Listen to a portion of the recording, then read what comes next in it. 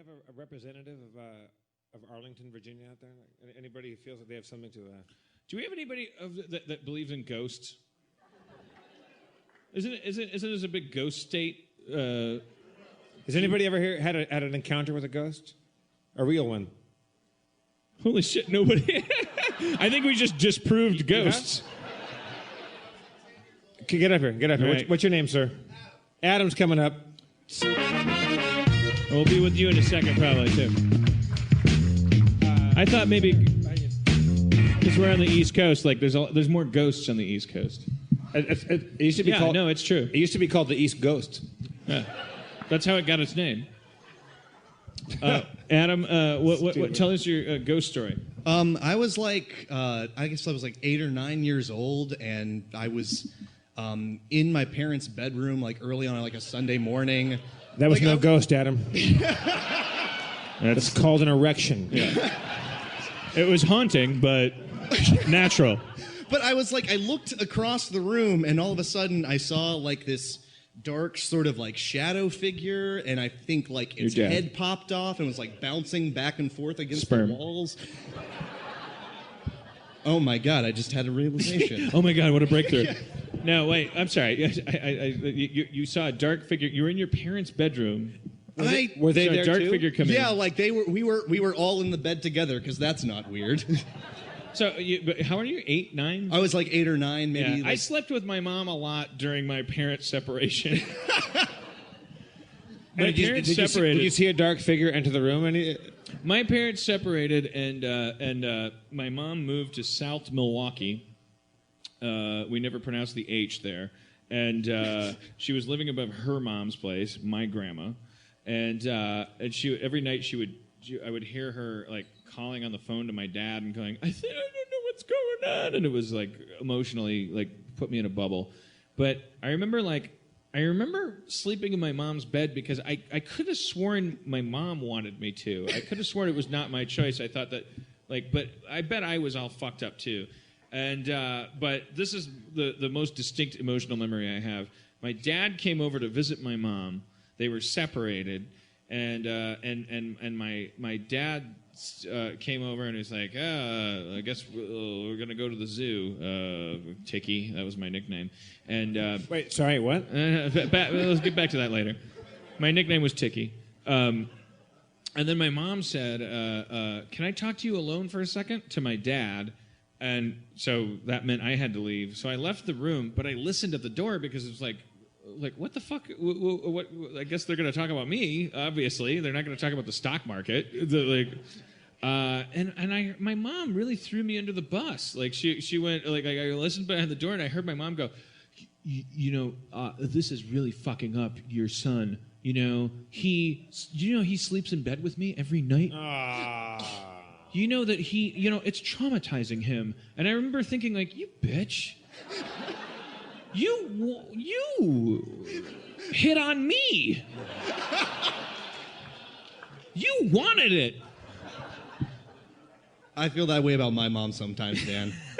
For real? Yeah, she's constantly very, really, really like affectionate, but almost to a point that it feels almost sexualized. It's really or creepy fake. and weird.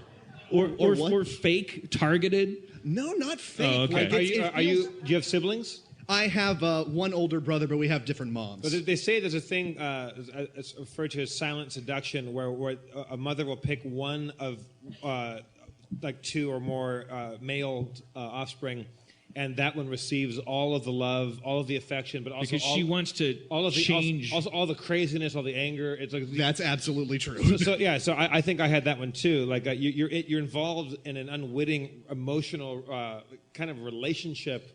Like a dating relationship with this woman. Yeah, it skeeves me out sometimes. Yeah? That's why I don't live near her anymore.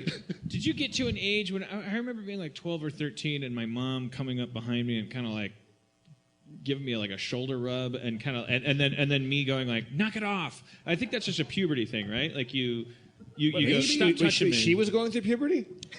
No, I was. I think the reason I remember it is because I was like, I decided, okay, no more affection. Like I don't, I'm a man now. I don't want my mom. Or did she see you going through puberty and goes, I'm going to give this hubba. a man?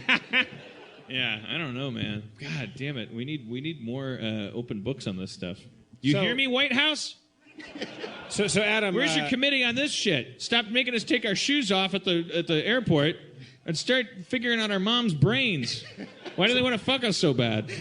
So Adam, you feel like you were the lightning rod for all of your mother's like attention in that way? Oh, and when it comes to the craziness, definitely. Like, my parents got divorced like 4 years ago, which, I was surprised by. Like, it usually doesn't happen that much later in a person's life. Like, I was 21 when it happened, and basically whenever I had And they to go come to you and you're in a bar and your dad comes up. It's not your fault. It's important for you to know.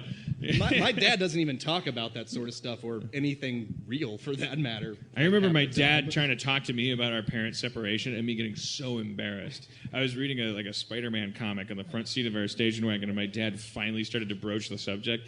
Like, way too late.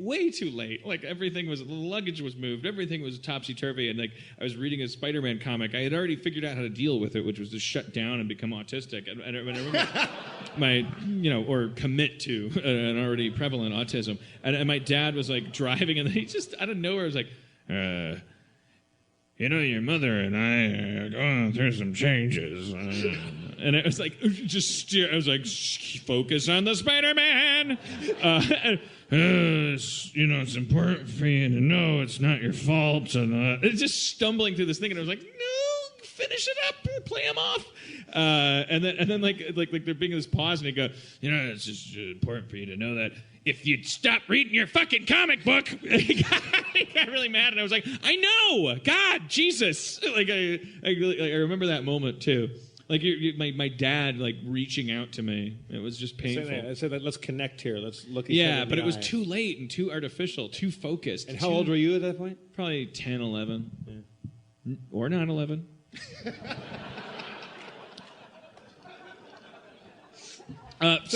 Spencer, disaffected emotional parent monster encounter. Hold up. Trying to get her attention, your mother looks over with a lazy, glazed-over look. She seems exhausted, as if the weight of the world rests on her shoulders. You think that this might not be the best time to ask for ice cream. I'm going to fucking die.